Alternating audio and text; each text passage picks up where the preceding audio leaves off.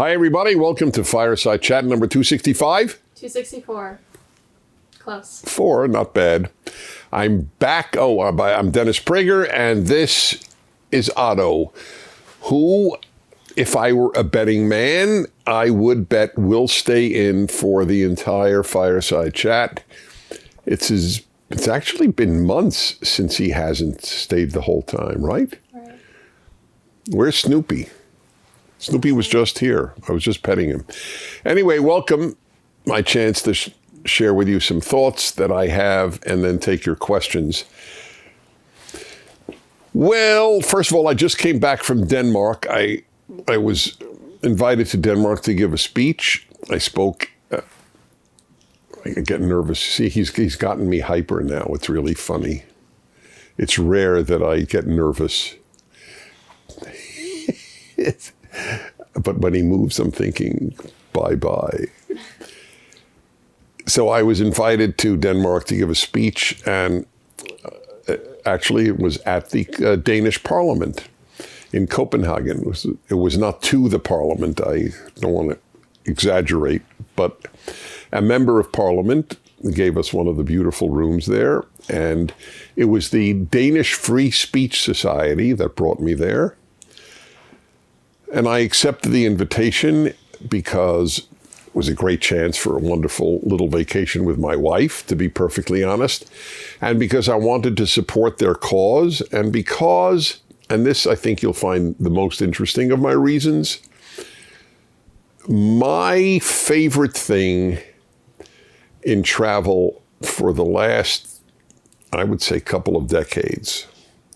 It used to be I traveled for great scenery, natural scenery, mountains, rivers, oceans, and man-made scenery, gorgeous cathedrals, the Taj Mahal, whatever it might be.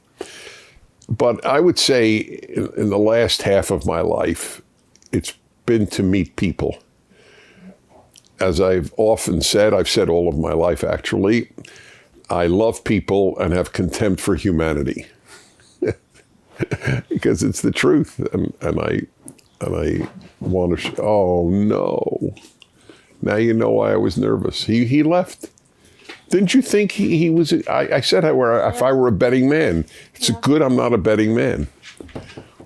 Bye bye, Otto. Well, at least you got him in the beginning. You know he's still living. Thank God.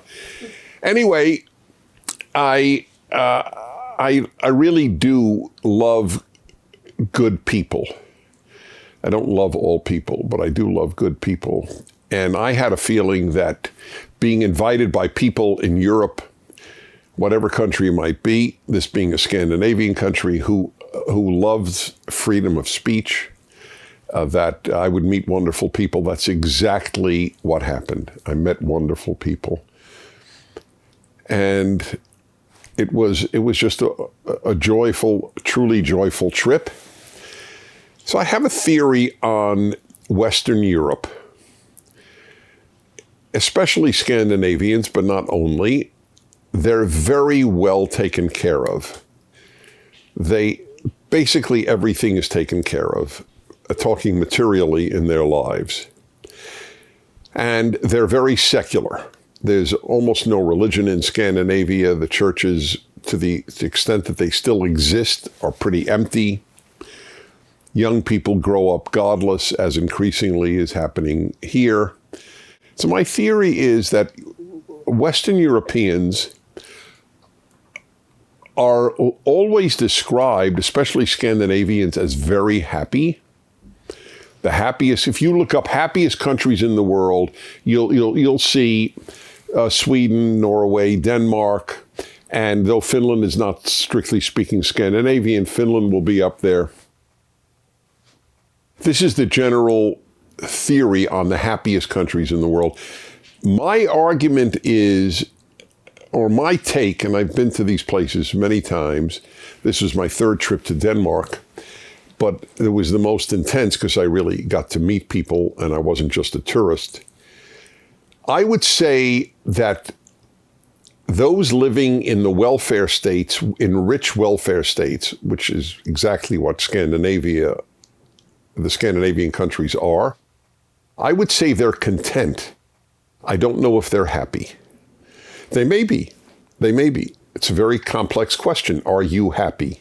If you're honest about it, it's a very complex question. In some ways you are, in some ways you're not. Sometimes you are, sometimes you're not. But my take, and I lived in Europe for a year when I was in college, is that they are content, but I don't know how happy they are. It's hard for me to know. I'd like to know the alcoholism rates in Scandinavia. I'd like to know depression rates in Scandinavia. I don't know these things. But I only raise this to make a distinction between contentment and happiness. They're not the same thing. By the way, Big tech censorship continues to be a big problem for PragerU, and it's more important than ever that our audience watches our content on our platform.